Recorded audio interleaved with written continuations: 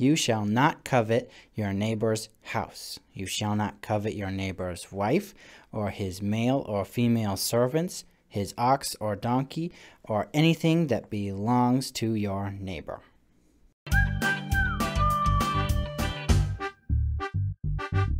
Hey guys, it's me again, Douglas, and today we're going to be talking about the last of the 10 commandments. Yeah, this is the 10th commandment, which says, do not covet your neighbor's stuff. And covet pretty much just means like want something, or be like jealous of something, or be envious of something. So basically when we say don't covet your neighbor's stuff, what we're saying is don't want something that doesn't belong to you.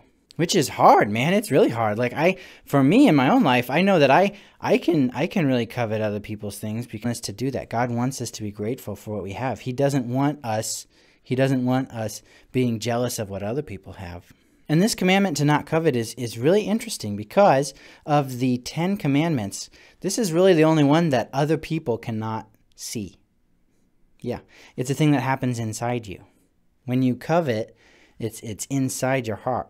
All the other commandments, somebody could look at you and say, uh-oh, you broke 10 commandment number 7, or you broke 10 commandment number 5. I caught you stealing, or I caught you lying, or I caught you doing this, that, or the other thing. But coveting, that's something that happens inside you. It's really just between you and God.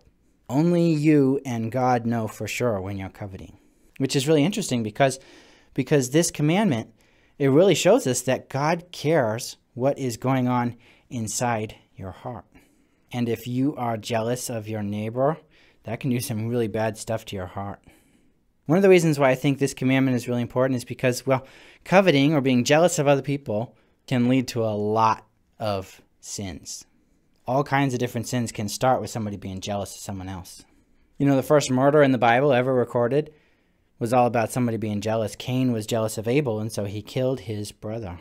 You know, King David, he was an awesome guy. You know, he killed Goliath, and he put his faith in God. God called him a man after his own heart, but he still sinned. Yeah, he had somebody killed because David wanted to marry that guy's wife.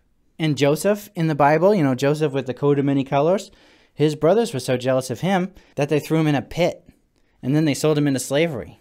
Jealousy can lead to all kinds of sins. And you know, there might be like a difference between jealousy and envy and all that, but really what I mean is anytime we're wanting something that belongs to someone else. Anytime we do that, there's bad stuff going to be happening in our heart. And another reason why I think that this is an important commandment to follow, you know, other than the fact that God wrote it down himself, is kind of what I talked about when I talked about stealing. If you are jealous of something someone else has, you're not being grateful for what you have. God has given us so much. Even if you feel like you don't have that much, you do. We all do. God has given us what we need. And if we look at somebody else and say, man, I wish I had what that guy has, we're not grateful for what God gave us. So my challenge to you guys today is that we would be grateful for what we have and not be jealous of what other people have, because God has given us so much, and he wants us to keep our hearts pure.